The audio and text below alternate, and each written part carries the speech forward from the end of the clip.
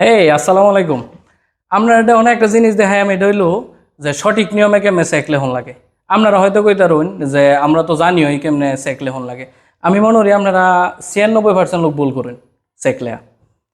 কেমনে কই, আপনারা হয়তো যারা আছেন হেরা খুব কাছের লোকেরা পাঠান ব্যাংকের মাঝে পাঠানোর পরে ধরুন 50,000 টাকার একটা চেক দা পাঠাইছেন, হেরা হেন 1,50,000 টাকা উঠাইলা। দেখুন আপনারা যারা ব্যাংকের ভিতরে টেহা থন হেরা কিন্তু আর লগে লগে হিসাব করেন না। যখন মাস শেষ যা বা বছর শেষে তখন হঠাৎ করে খেয়াল হয় যে আমার টেহাটা গিয়ে চেক দিছে। যখন চেক দেন, অনেক মানুষ আছেন এমন ভুক্তভোগী, তখন যখন চেক দেন দেখেন আপনি কিন্তু টেহা উড়াইছেন না বা আপনার দরকার পড়ছে না, মাথার ভিতরে মানে মনে হওয়ার চেষ্টা করেন পারেন না, তখন কিন্তু আপনারা মাথার ভিতরে যা হ্যাঁ ওই মনোবাটফারি করছেন যারা আমি চেক দিছিলাম। তে এতে কিন্তু অনেক মানুষ আছেন যারা ভুক্তভোগী। এর লাগে আপনারা এটা আমি সঠিক নিয়মে চেক লেখার সিস্টেমটা দেখাইতেছি, আপনারা একটু দেখুন, তাই আপনারা অনেকটা উপকার হইব। আচ্ছা আল্লাহ দেখুন, ব্রাক সোনালী সোনালী ওকে, ইসলামী ব্যাংক দিয়ে দেখাই। প্রথম হইল দেখেন পে টু, এটার মধ্যে নাম লিখলাম রাজন, রাজন। তারপরে টাকা কয়টি উঠাইব, এটা ধরেন 50,000 টাকা, 50,000 টাকা। এখানে লিখলাম 50,000 টাকা। দেখুন আছে 50,000 টাকা, মানে এটা আপনারা কেমনে লেখুন এটা দেখাইতেছি। এই যে 50,000 টাকা লেখা হয়েছে, ঠিক আছে। আপনারা ধরুন যে ডেট করত 18/18/06/2025, যেদিন উড়াইবেন এটার তারিখ দিচ্ছেন। এখানে ধরুন আমার সাইন দিয়ে দিলাম নামুন। ওকে, দেখুন আপনারা কোন ভুলটা করেন।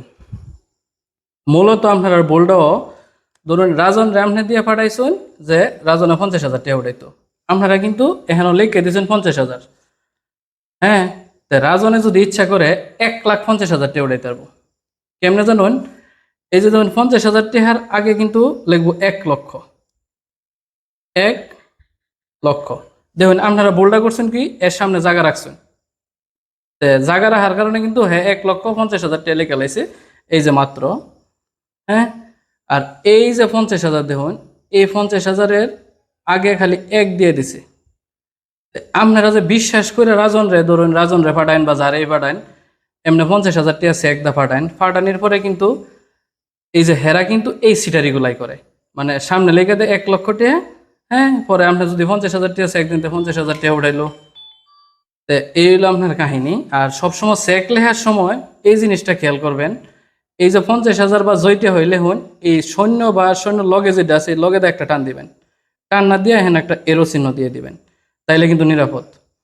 তাই আপনারা বুঝছেন নাকি যে যে কোনো চেক লেখার ক্ষেত্রে আপনারা সবসময় এই যে টেহাটা আছে এটা ক্লিয়ার লিখবেন, সাথে মাত্র লিখে দিবেন, আর এখানেও যে টেহাটা আছে এটার পিছেটা দুইটা টান দিয়ে দিবেন, মানে যাতে আপনার কোনো সমস্যা না হয়। এই নিয়মে যদি চেক লেখেন তো আশা করি আপনারা আর প্রতারিত হইতেন না। এতক্ষণ আমি যে সিস্টেম দেখাইছি এই সিস্টেমে যদি আপনারা চেক লেখুন, তা আমি মনে করি যে আপনারা এটা কেউই কোনো প্রতারণার ফাঁদে ফেলাইতো না, আর আপনার কোনো ঝামেলা হইতো না। কারণ একটা চেকের বিষয় কিন্তু খুবই গুরুত্বপূর্ণ। আপনারা যারা এনজিও সংস্থা আছে বা বিভিন্ন ব্যাংক কন বা অন্য আদার্স লোন নেন, ইতানের মাঝে কিন্তু অনেকেই চেক নেয়, খালি চেক, যেটা খালি চেকের মাঝে আপনারা সইদা থয়ে দিন, এটা কিন্তু সাবধান।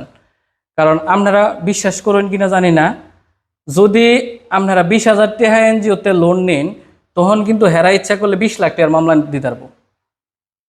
কারণ আপনি কিন্তু একটা কথা সাইন দিয়েছেন, আপনার মনে হতেছেন আমি তো সাইনই দিয়েছি আর খাইলে একটা চেক দিয়েছি, এটা কিচ্ছু না, ঠিক আছে। তো সাবধানে থাকবেন, আর আমি যেই নিয়মটা দেখাইছি এই নিয়মটা আপনারা ফলো করবেন। আশা করি কোনো সময় আপনার লগে যারা চেক দিন বা যে কোনো কিছু দিন হেরা জীবন আপনার লগে প্রতারণা করতে হতো না। ভালো থাকবেন, সুস্থ থাকবেন, আল্লাহ হাফেজ।